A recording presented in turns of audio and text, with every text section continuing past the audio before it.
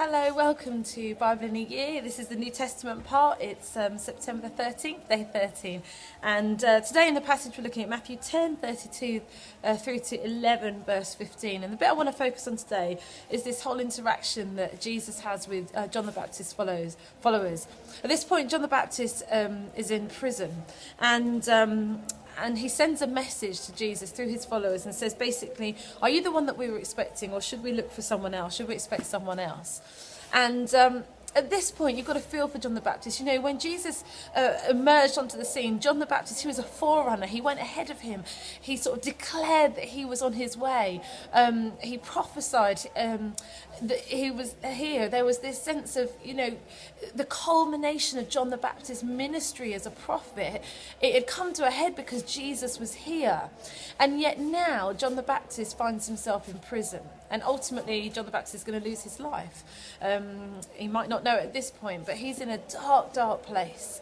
And you can imagine how in that dark place, there's room for reflection and room for doubt. And so all of the hope and promise he'd had that the Messiah was here and the certainty that Jesus was the one is now beginning to leave him. And the question is this really you?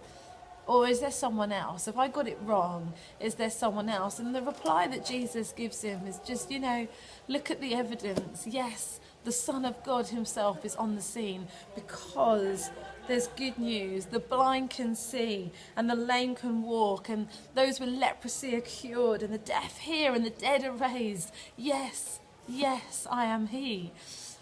You can't blame, though, John the Baptist for those doubts. And there are high points in our life.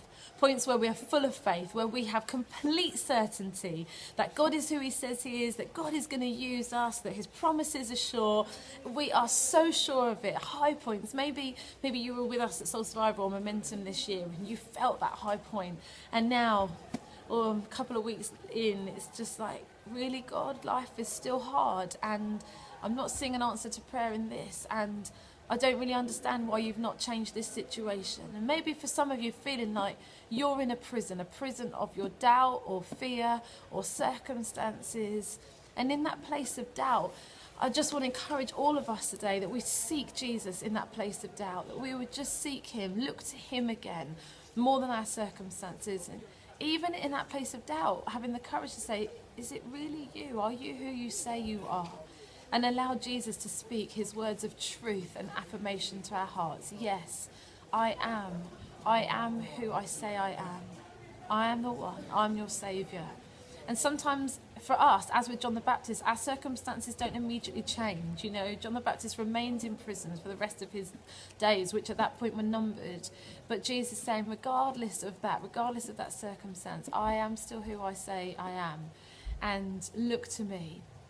So I hope that encourages you this morning. It encourages me. And I look forward to seeing you again soon. God bless.